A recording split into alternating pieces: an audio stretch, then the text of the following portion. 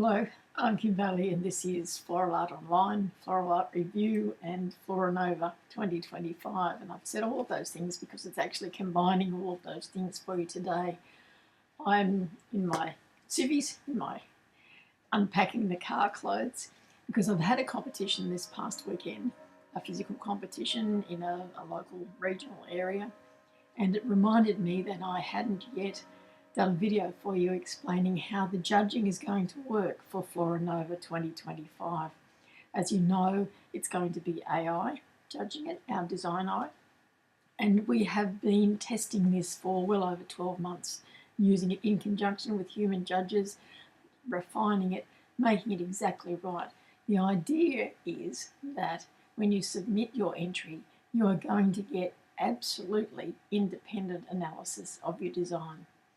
So the way it will work in terms of judging is that the universal basis for the judging will be the principles and elements of design. They'll be weighted in different ways depending on the class title. And that instruction we have given to Design Eye to AI ready for the judging, which happens after the 10th of October when the entries close.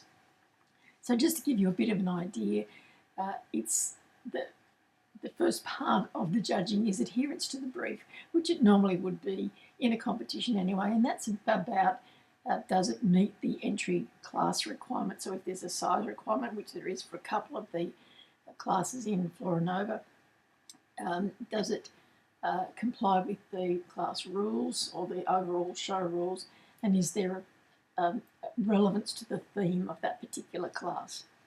Then we go into the principles of design. So it's balance, proportion, rhythm, scale, unity, and dominance. Then the elements of design, line, form, colour, texture, space, and pattern. And then we look at creativity and originality. And I say we, but you know it's going to be the AI that's doing it. So we're looking for fresh ideas, innovation, imaginative interpretation, because the overall theme of FloraNova is about moving beyond tradition and having no borders to our creativity in terms of how we would like to discover floral art.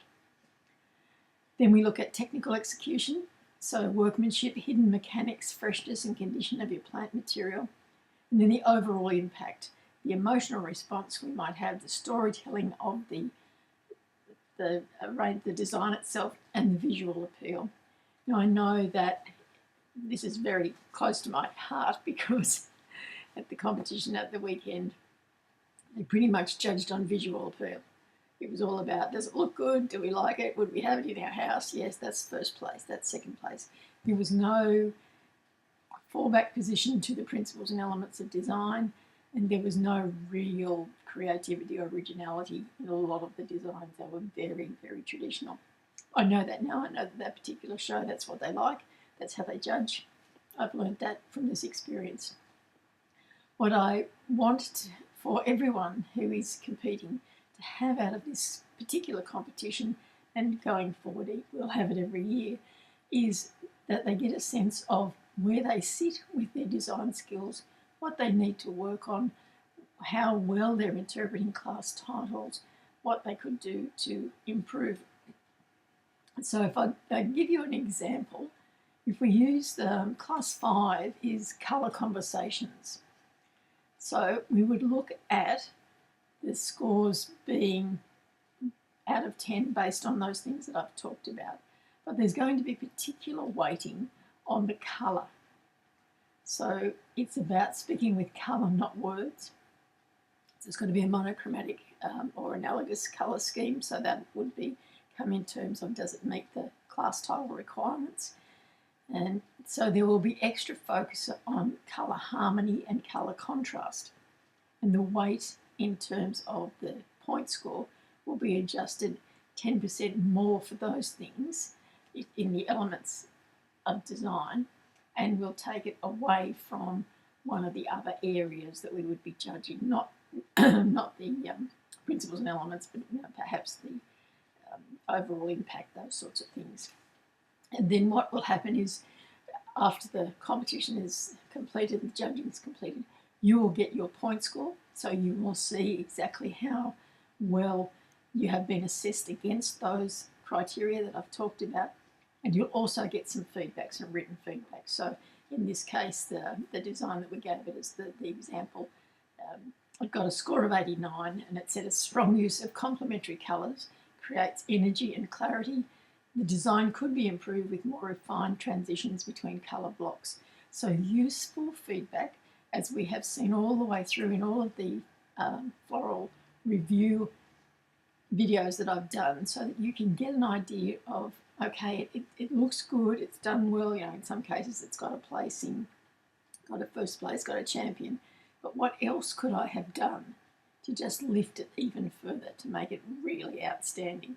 And I have found for myself, I found that extremely useful, and I would recommend, and I'll probably put the link to the floral review videos in the description of this video, so that if you haven't seen them, you can get an idea of how the designs are assessed, because that's all based on AI assessment, and I don't see the results till I do the video, and then I just look through and I can talk about what I was thinking when I was putting the design together, as well as what AI is telling me I need to do to make it even better than it perhaps it is already.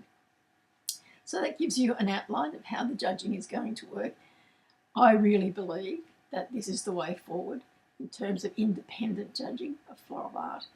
I have great admiration for the human judges that I work with and that I have experienced in all of my years in floral art, but it is very much a stressful situation. It is difficult when you get 2 or 3 judges in a judging panel who don't agree, and this way, independent, totally and utterly devoid of emotion in terms of its assessment, and we get the feedback, because in my 20 plus years of doing floral design, when I first started out, we always got written feedback.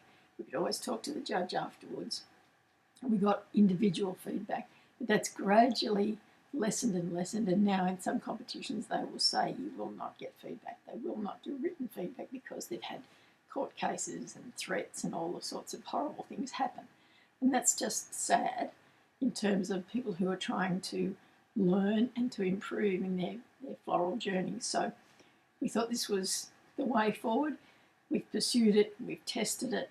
We know that it's going to give all of you who enter an opportunity to learn about your designs and continue your floral art journey. With that, I will leave you, and I wish you all well. For those of you who are entering the competition, there's still a little bit of time, still 2 weeks as I make this video, still 2 weeks for you to enter the competition. I'm Kim Bailey, and this is Floral Art Online.